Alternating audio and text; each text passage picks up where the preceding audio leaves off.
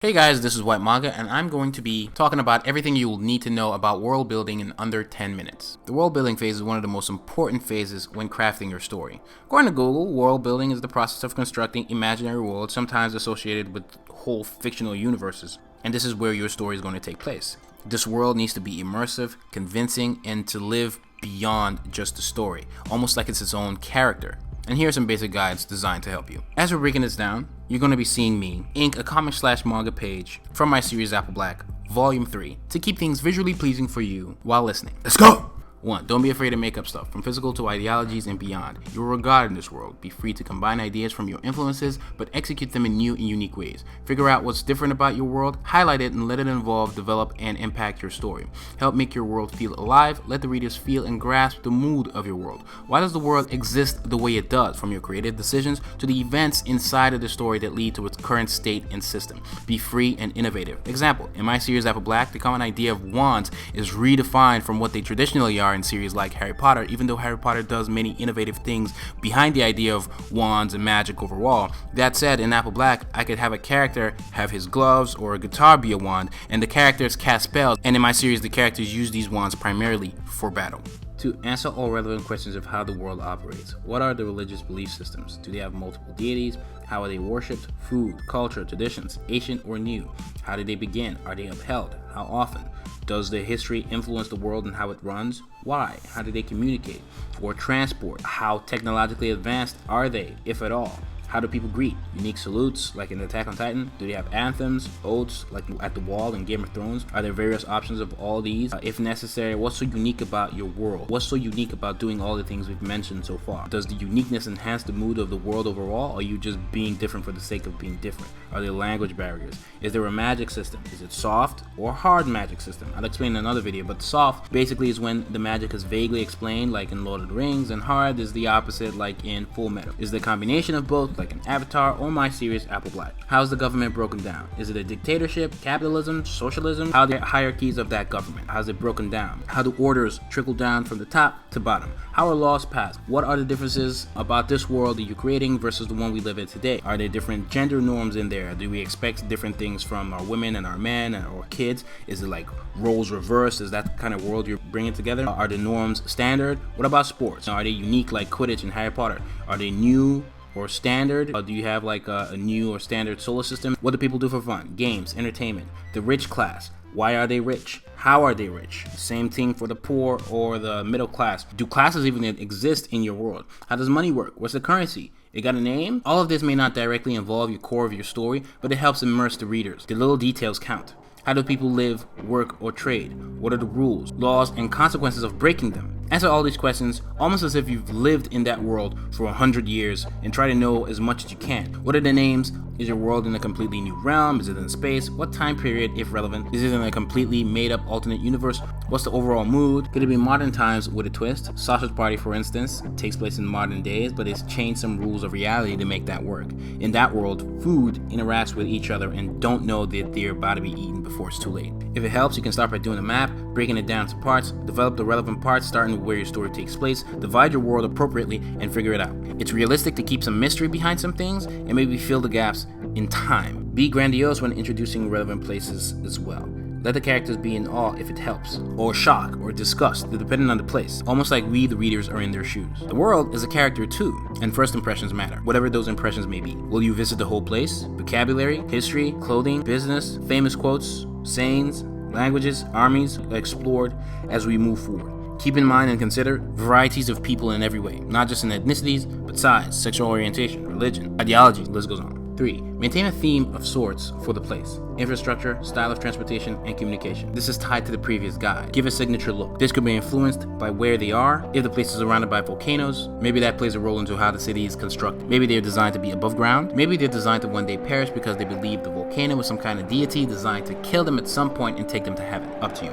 4. What's the lore, history, mythology, magic system, soft or hard, as discussed earlier. Some exposition in these cases would help for better immersion. Paste the explanations and know ahead of time what they are, to have everything work better, and you can improve it over time where applicable, and still keep consistency. But whatever you do, show more and tell less. False versions of these make for more realism, as history is often written by the victors, and maybe there's a reason behind these false versions and lies. Folk stories also help franchise spin-offs, and more if done right, i.e. Fantastic Beasts. 5. Have a variety of people in size, gender, sexual orientation, new cultural inspirations, ethnicities, religions, and more. It makes your work look more authentic and researched if the representation is done right. Diversifying is always good business because of the exposure to untapped audiences tired of the same old. Morally is great too, to have more representation of the current world, breaking stereotypes and doing new things, exploring new ideas and possibilities. It shows more originality when you explore new ideas, cultures, religions, and diverse people that other creators rarely or never explore in media. In some cases, you might be the one setting the tone. 6. Explore other worlds to help develop yours. Study them, real life as well as from the physical to philosophies. You can study building design a bit so that you may create logical designs for your buildings, if applicable to your story. Study societies of the past and present, figure out what made them tick, how did they rise, how did they fall. History is your friend. What are others doing, so if you know you're doing the same thing or not. Exploring other ideas will help you with symbolism. Symbolism can play a key role in how you design things like buildings, flags, the shapes of the maps, and so on. It's completely up to you. Some of them can be deep, and some of them can feel like Easter eggs. The more you know, the better, whether it's personal, anecdotal, or something you researched. For instance, One Punch Man, the character is called Saitama. This has not so much to do with world building, but at the same time, it helps to explain what symbolism I'm talking about, where the character Saitama, I believe, is named after a certain real place in Japan where the original creator is from, called, I believe, Saitama. Even if I'm wrong about that, you get my point. You can do that kind of stuff while creating your world, but you need the research first, giving your work that feeling of thoughtfulness. If your story reimagines certain aspects of the Catholic Church, maybe turning nuns into assassins, you'll need to know a little bit about the Catholic Church in that world and how to translate it properly into your story, to at least capture audiences familiar in that who may also be interested in your take. If your city design is influenced by medieval England, you want to know how the original looks. An easy example would be the Hokage heads on the mountain behind the Konoha Leaf village in Naruto, and the symbolism there would be the direct reference to Mount Rushmore. So when we look at that mountain, we know it's important because we associate it with the importance of Mount Rushmore in this current world. 7. People are not monotone. Give your world diverse ideas, philosophies, and more. It may not even be tied directly to your story, but offers an extra genuine touch. People disagree, they are not robots. Even robots are not robots, if you get my drift. The world should have diverse moral codes conflicting with one another for more realism, similar to ours, if applicable. Some people are completely free, some people love war, some people have justifiable reasons for the things they do, some don't, some are stupid, the list goes on. One man may not completely believe in the history being told in the world, so he does what he can to prove it wrong. There's a story in there somewhere. Maybe in this world there's certain traditions, but the traditions are only upheld by older people and the younger generation don't care. 8. Make sure you have logical innovations and be clear as necessary as to how they work. If everyone can fly in your world, why invent or have regular planes? Why not try teleportation instead or something? Have cause and effect. If everyone can fly all of a sudden, at least have local airlines go out of business or something, and explore the interesting aspects of that if it ties into your story. How does stuff like that affect the rest of your world? If all of a sudden gravity did not exist, what changes? Is it the end of the world? Who knows? Hell, you can even go that route to build a world completely where, okay, all of a sudden gravity disappeared, so how would the world adapt? Critically think about it and try to make the best of it, try to make as much sense as possible. Another example is buildings should be made out of things that make sense for the settings of the place they're in. You don't want to design a sci-fi building in medieval England with no reasoning behind it, unless you're consistent and that's just a weird thing that happens in your world. Something common, or your story is just weird. Shocking moments should shock the world. If Jesus came down from heaven, truly think about how the world will react and adjust. Then maybe you explore why he comes down. Geography is a big deal. The size, maps, how it influences travel and technology. Climate,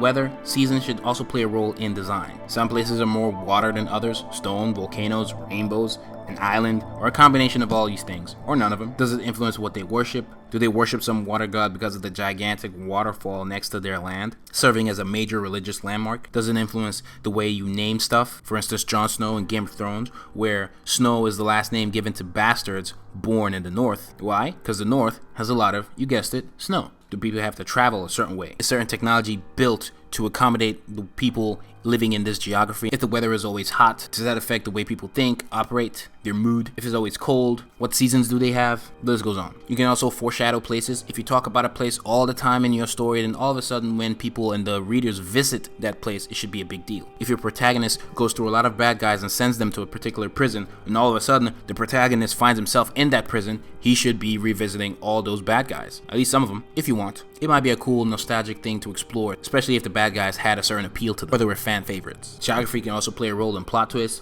Maybe the characters are on this rocky, terrible place. All of a sudden, maybe they think they're on a different planet, and by the end of the series, they realize, oh, it's Earth. And they realize something terrible happened to Earth, and that's why it's in the current state that it is in. Planet of the Apes did that. Agents of S.H.I.E.L.D. did that. List goes on. 10. The world built is to assist your story, not vice versa. The story is always more important and should be interesting always. The world should be well established, of course, but shouldn't overpower the story. World building itself can be boring, at least feel pointless without a story. There are people who work so hard into their world building and not so much into their story, and it will show. In some cases, they don't even start their story because they're too busy in the world building phase. But keep in mind, there's some cases where you might have a story even before you have a world. If we change Naruto from ninjas to cowboys, there's very little you will change and it will still work. And that's it, guys. I recommend creating a world building Bible to help you stay consistent in the world, because once you're inconsistent, it can pull the reader out of immersion if they know your world more than you do and can easily spot where you're wrong. So basically, the world building Bible is where you kind of just write as much as you can in an organized way, everything we've talked about so far, so you know it in and out. Again, remember, you are the god of this world. Naming stuff is also a big deal, but I think I'll separate that for a different video. I already have videos on naming things, people, places, and all that stuff, or even your stories. I'll link to those videos as well. I also have a more detailed video on world building that I also link to, so you guys can go check that out. Hope you enjoyed this video. Hope you find it very useful. Please like this video, subscribe to the channel, and hit that bell so you stay notified each time I upload absolutely anything. Check out my Apple Black series, free chapters, or the first 2 books. Links to everything you could possibly need will be in the description, as to including where it's published. Check out my other series, check out my other videos, check out my social media. Please follow me on there, where I post clearer illustrations of what I draw in these videos. Please answer the question of the day. What's your favorite world? From TV shows to anime, I like to know, and why? And get 2 free months of Skillshare using the link in the description. You're welcome. It's WHYTMANGA, and I'm out.